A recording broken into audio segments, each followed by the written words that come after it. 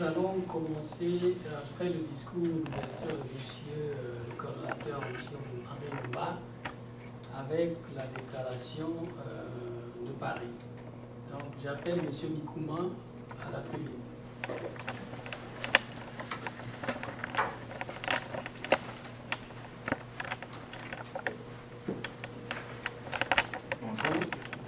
Bonjour. Je reviens intégralement la communication qui nous a été adressée au secrétaire général de la diaspora gabonaise et de l'opposition de France, monsieur Jean-Marie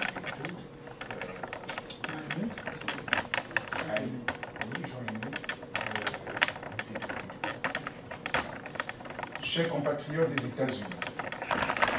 La diaspora gabonaise de l'opposition de France se réjouit de voir celle des États-Unis prendre l'initiative de s'impliquer davantage dans l'actualité politique gabonaise après la rencontre de Paris du 30 juin au 3 juillet 2012.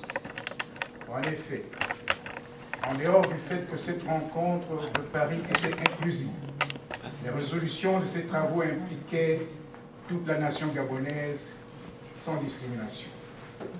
De ces 10 travaux, un chronogramme détaillé avait été remis à l'Élysée pour ensuite être transmis à M. Ali Bongo Ondimba, actuellement président illégitime du Gabon. Dans cette feuille de route, il était prévu les événements qui se produisent actuellement sur le terrain au Gabon, parmi lesquels les réunions de travail au sein de la société civile, de l'opposition plurielle et d'autres rencontres publiques, dont le meeting du 21 juillet 2012 à Libreville. La diaspora gabonaise de France a estimé qu'il était plus que nécessaire qu'une unité régnât au sein des différentes fractions diasporiques des Gabonais de l'étranger pour que, de cette unité, une vraie force soit évaluée pour les événements qui suivront inévitablement.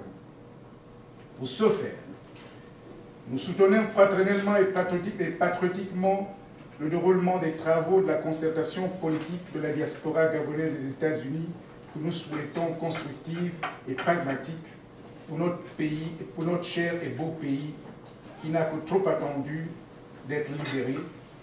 Et quelle qu'en soit la couleur ou la forme de l'arme qui le libérerait, pourvu que cette arme soit sincère avec les attentes du peuple gabonais. Il est ainsi convenu qu'un suivi du programme soit assuré par quelques membres ayant participé aux travaux de Paris pour que le calendrier qui avait été établi de manière souple soit respecté. D'autres mises au point sont donc au programme avec des déplacements dans certaines villes françaises et l'Europe. Ces impératifs temporels limitent malheureusement la disponibilité de la plupart d'entre nous et avons donc jugé unanimement que nos échanges pourraient, cette fois, se faire par voie téléphonique ou par le réseau social Skype pour permettre de dégager un consensus avant la conférence nationale souveraine. Ainsi, nous vous proposons une option qui nous permettra d'engager nos efforts produits bilatéralement, à savoir celle d'orienter nos réflexions sur la place que devra occuper le groupe de la diaspora gabonaise lors des événements futurs de libération du Gabon. Cette place ne doit en rien effleurer l'aspect matériel du terme. Bien au contraire, elle doit être celle d'une implication totale dans la remise à plat des textes infirmes qui paralysent notre pays depuis toujours, afin de faire naître des travaux piliers institutionnels d'un nouvel État dont le statut doit, sans équivoque, être celui dont nous avons toujours rêvé, c'est-à-dire une démocratie vraie dans un État de droit. Mais cette issue ne sera possible, chers compatriotes, chers frères et sœurs, que si nous qui sommes dispersés de notre essence, donc la diaspora, montrons des signes forts d'unité et de complicité dans la construction d'une communauté de destin à l'échelle nationale. Ces signes forts pourraient se décliner comme suit. Comment rendre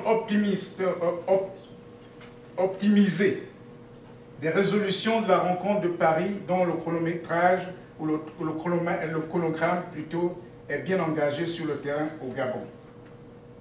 Comment la diaspora gabonaise tout entière, en restant modeste bien sûr, pourrait se retrouver ultérieurement pour valider la constitution d'un groupe représentatif qui servirait de porte-parole lors des événements qui vont se produire au Gabon.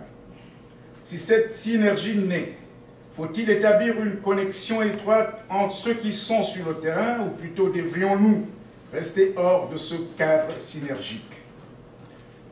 De quelle manière pourrons-nous travailler efficacement, même à distance pour le moment, afin d'établir une mouture consensuelle des futurs textes que nous aimerions voir guider notre pays et son peuple?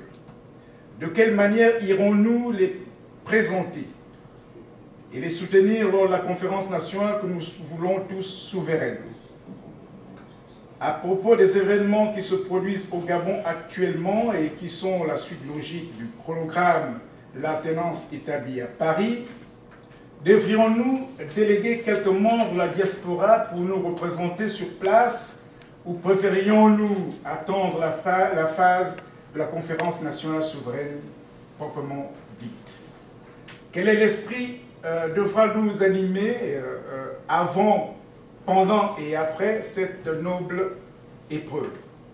Devrions-nous, avant ou pendant, préparer un représentant au sein de la diaspora qui puisse être candidat à la future présidentielle, dont les règles d'organisation seront régies telles que nous les aurions établies lors de la conférence nationale souveraine?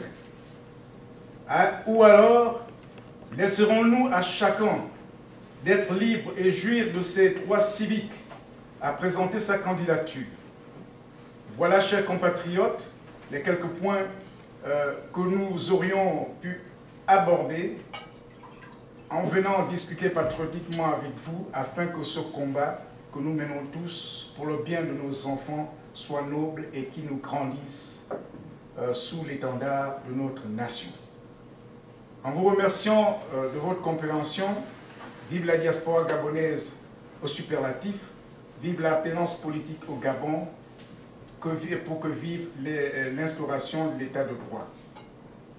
Signé Jean-Aimé Moukétou pour la diaspora gabonaise de l'opposition de France, porte-parole de la rencontre de France.